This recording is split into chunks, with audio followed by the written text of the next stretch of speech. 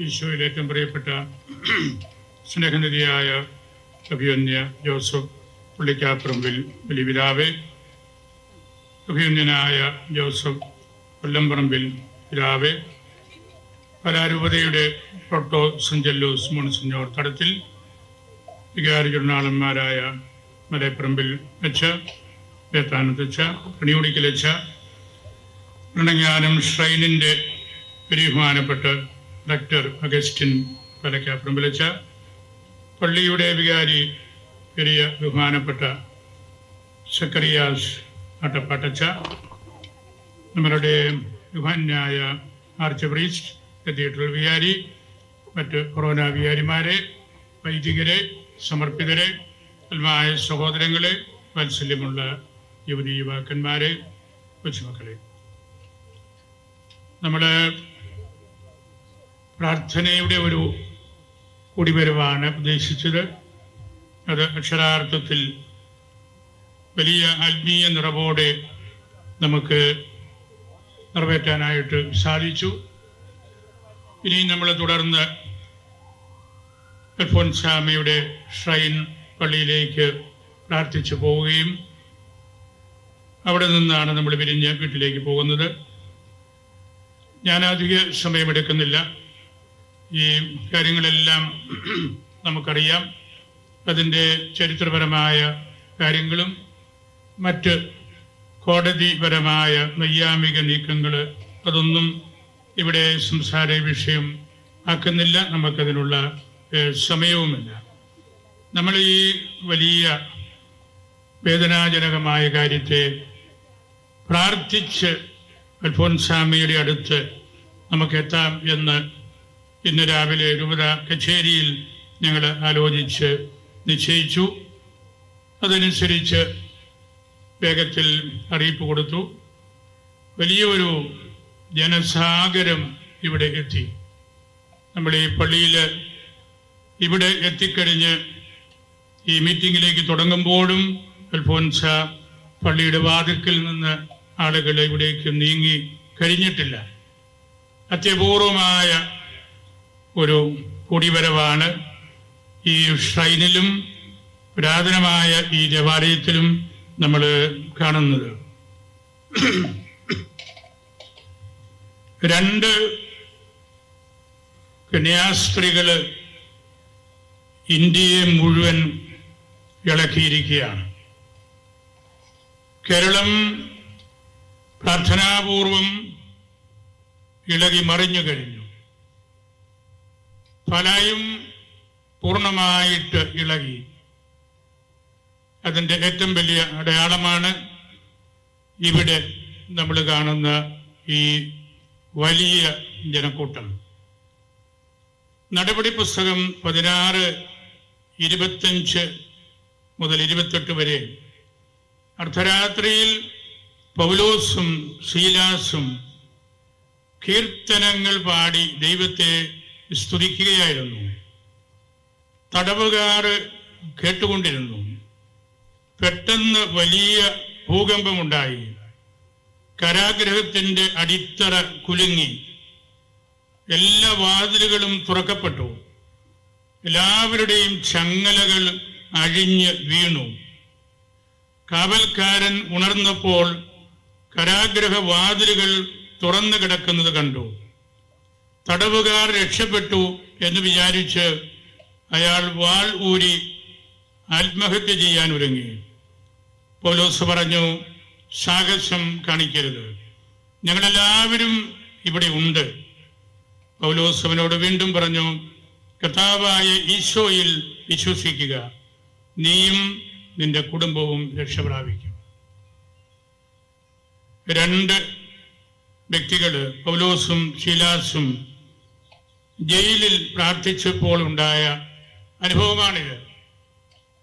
അവരുടെ എല്ലാവരുടെയും ചങ്ങലകൾ അഴിഞ്ഞ് വീണ് എല്ലാ വാതിലുകളും തുറക്കപ്പെട്ടു. നമ്മളും ഭാരതത്തിലെ ക്രൈസ്തവ സമൂഹം ശേഷവിധിയായിട്ട് മലയാളികൾ അവരുടെ തടവറകളിൽ നിന്നും അലസതയിൽ നിന്നുമെല്ലാം പുറത്തു വന്നു. വലിയൊരു ഉണർവ് ഇന്ത്യ ആകമാനം കിട്ടിക്കഴിഞ്ഞു. എല്ലാവരും അവരുടെ രാഷ്ട്രീയ വ്യത്യാസമന്യേ ഈ കാര്യത്തെക്കുറിച്ച് സംസാരിക്കുകയും കർത്താവിൻ്റെ കൃപയ്ക്ക് വേണ്ടി പ്രാർത്ഥിക്കുകയുമാണ്. നമുക്ക് വിശ്വാസപരമായ കാര്യങ്ങളിലേക്കുള്ള വലിയൊരു തുറവിയാണ് ഇപ്പോൾ ജയിലിലായിരിക്കുന്ന ആ 2 സഹോദരിമാര് നമുക്ക് നൽകുന്നത്. ഒരുപക്ഷെ ഭാരതത്തിലെ ക്രൈസ്തവരെ തമ്മിൽ കൂട്ടി ഇണക്കുന്ന ഏറ്റവും വലിയ ചങ്ങല ഇതായിരിക്കാം. എല്ലാവരും അവരവരുടെ ബോധ്യങ്ങളെക്കുറിച്ച്, ഉത്തരവാദിത്വങ്ങളെക്കുറിച്ചൊക്കെ ചിന്തിക്കാൻ തുടങ്ങി. സുവിശേഷത്തിൽ നമ്മൾ വായിക്കുന്നുണ്ടല്ലോ, അവൻ ജെറൂസലേമിലേക്കുള്ള വഴിയെ നടന്ന് പോവുകയായിരുന്നു.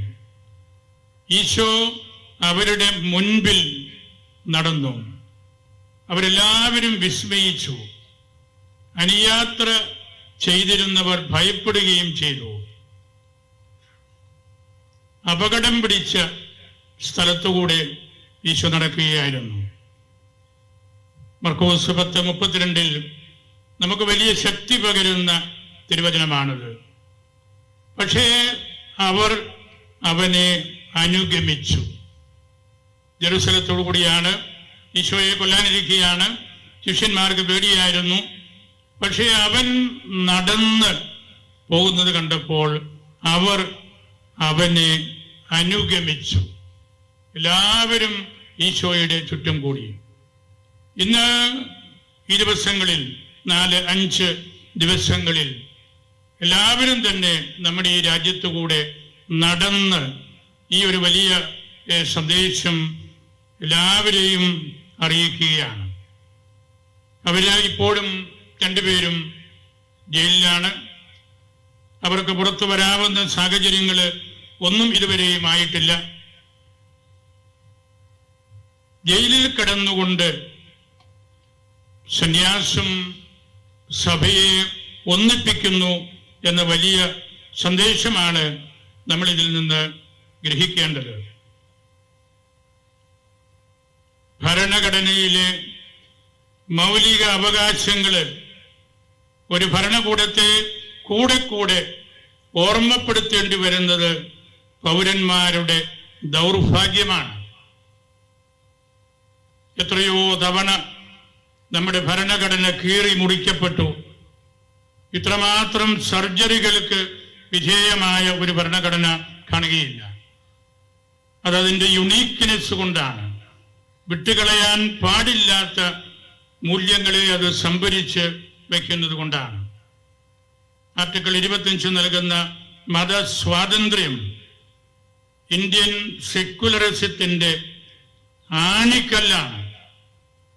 Indian secularism constitutional സെക്യുലറിസമാണ്.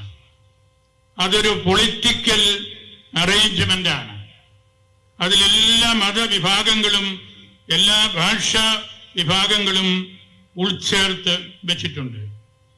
Constitution guarantees the fundamental right to freedom of religion. It encompasses various aspects related to freedom to profess, practice, and to propagate faith and religion. നമുക്ക് നല്ല നിശ്ചയമുണ്ട് എല്ലാവർക്കും. സഭ നേരിട്ട് കക്ഷി രാഷ്ട്രീയത്തിൽ, പാർട്ടി പൊളിറ്റിക്സിൽ ഒരിക്കലും ഇടപെടുന്നില്ല.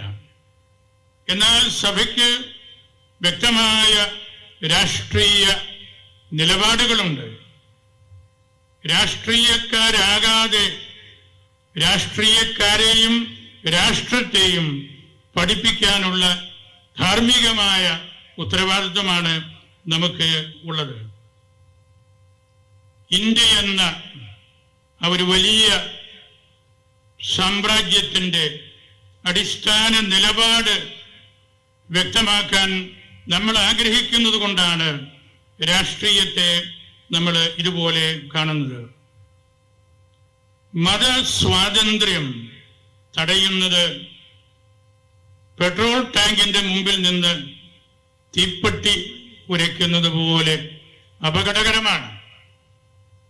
നമുക്ക് ഈ രാജ്യത്തെ ഏതൊരു പൗരനും കോൺസ്റ്റിറ്റ്യൂഷൻ നൽകുന്ന അവകാശമാണത്. ഒരു തീവ്രവാദ സ്വഭാവത്തിനും കീഴ്പ്പെടാനായിട്ട് നമുക്ക് സാധ്യമല്ല.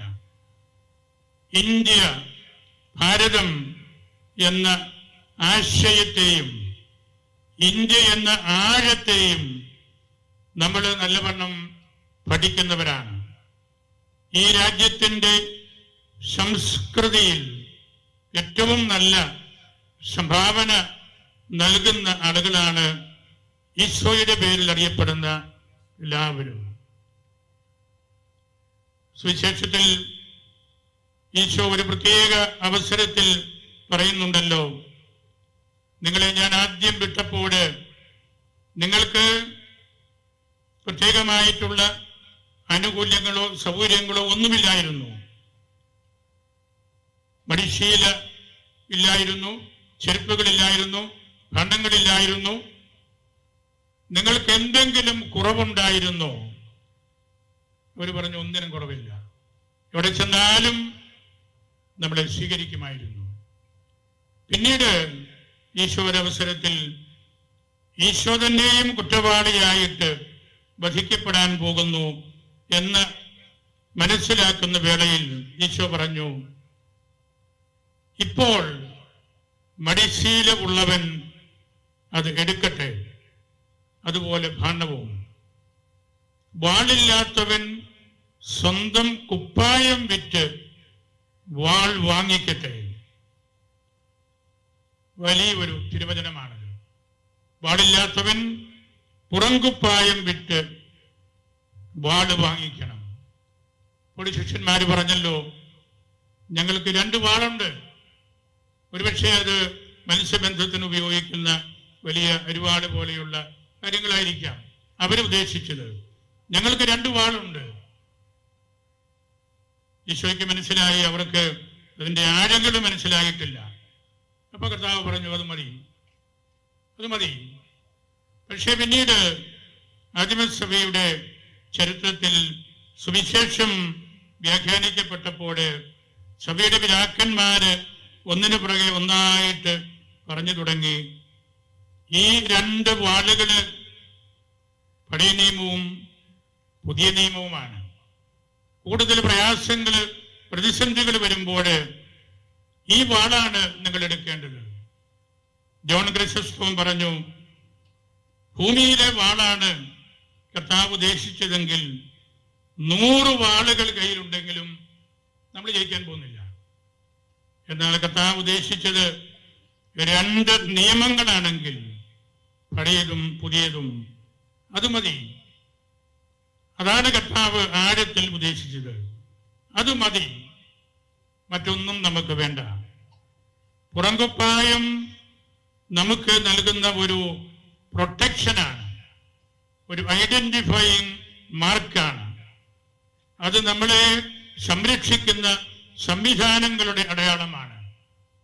പുറംകുപ്പായം വിറ്റ് അത് വലിച്ച് എറിഞ്ഞ് നമ്മളുടെ സൗകര്യങ്ങളെല്ലാം മാറ്റിവെച്ച് തിരുവചനമാകുന്ന വാള് എടുത്ത് ആഴത്തിൽ പഠിച്ചാൽ മാത്രമേ എൻ്റെ സുവിശേഷം നിങ്ങൾക്ക് ലോകത്തിൻ്റെ അതിർത്തികൾ വരെ എത്തിക്കാൻ സാധിക്കുകയുള്ളൂ.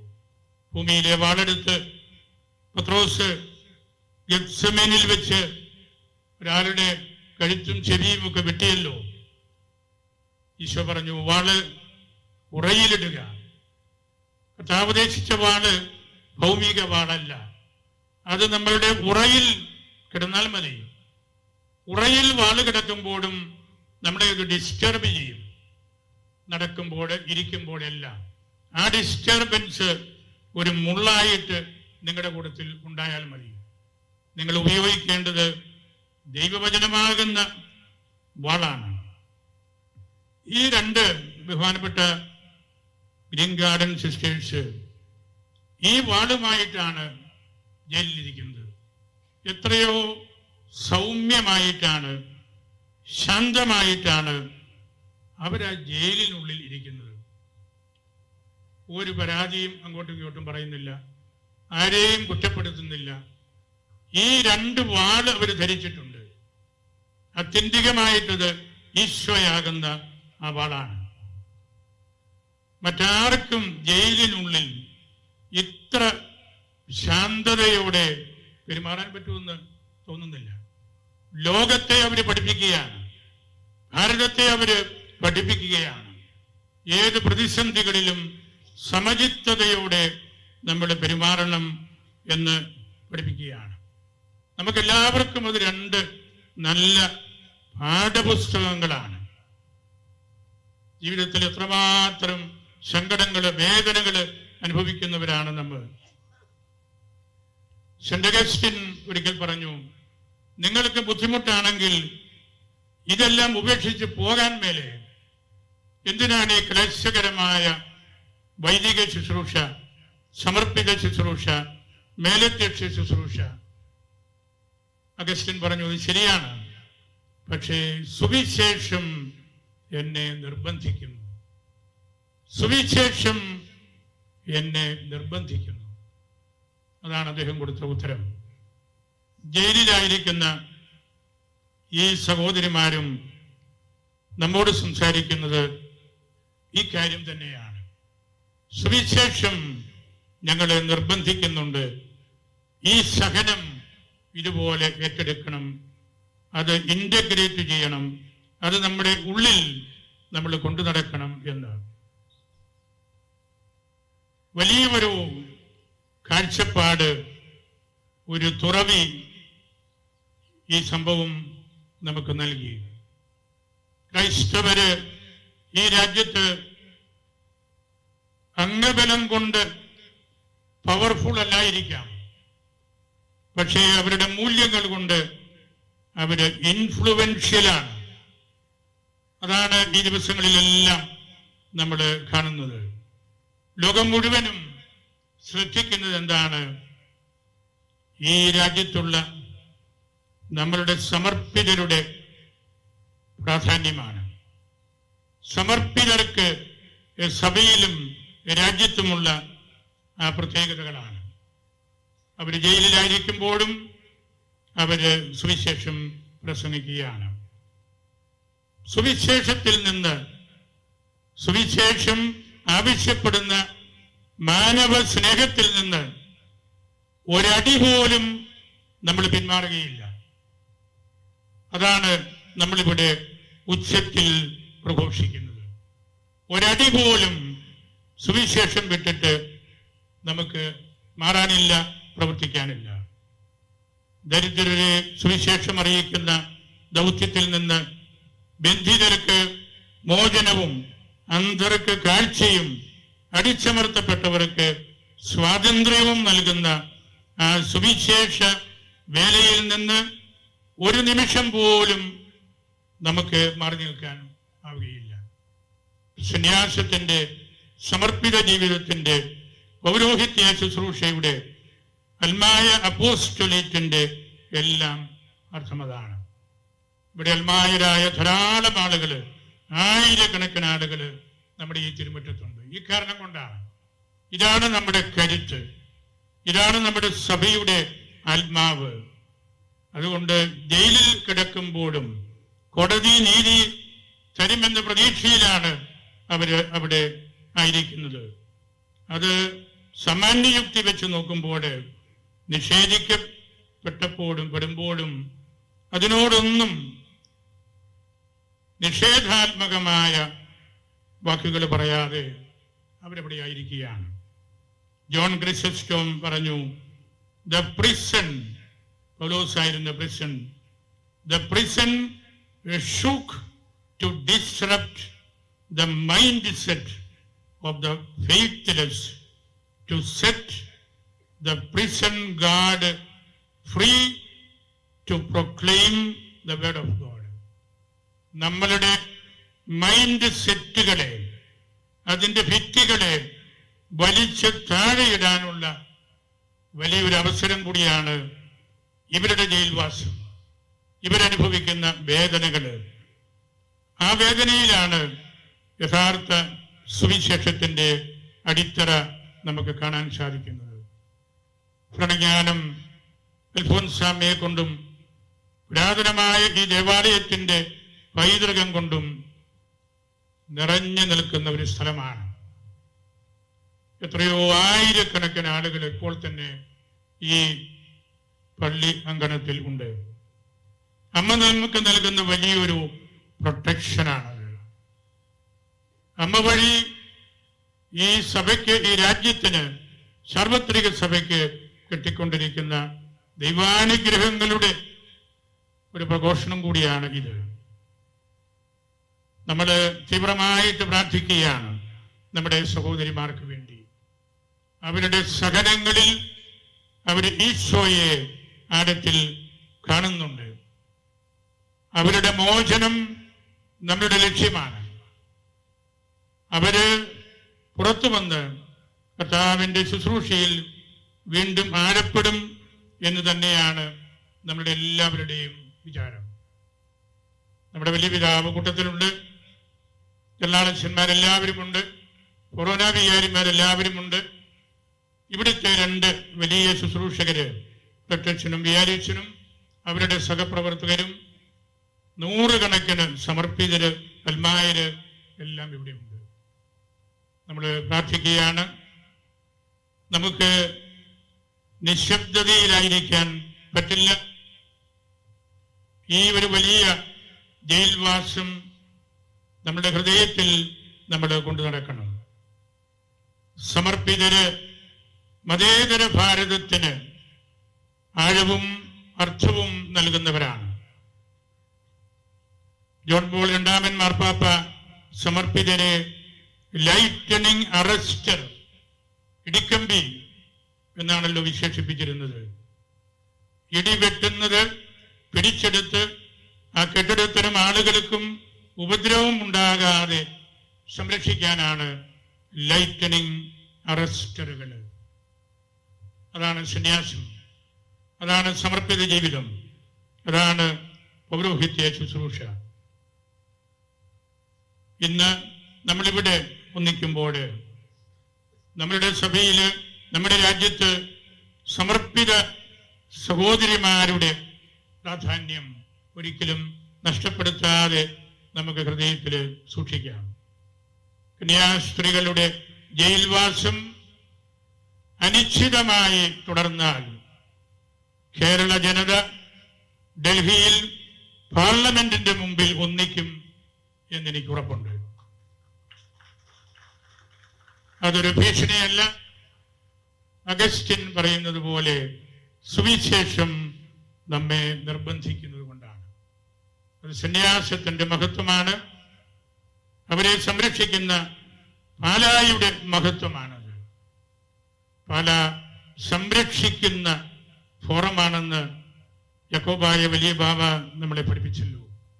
നമുക്ക് സഭയുടെ ആത്മാംശമായിരിക്കുന്ന ഈ സമർപ്പിതരെ സംരക്ഷിക്കാം. നമുക്ക് പ്രാർത്ഥന തുടരാം.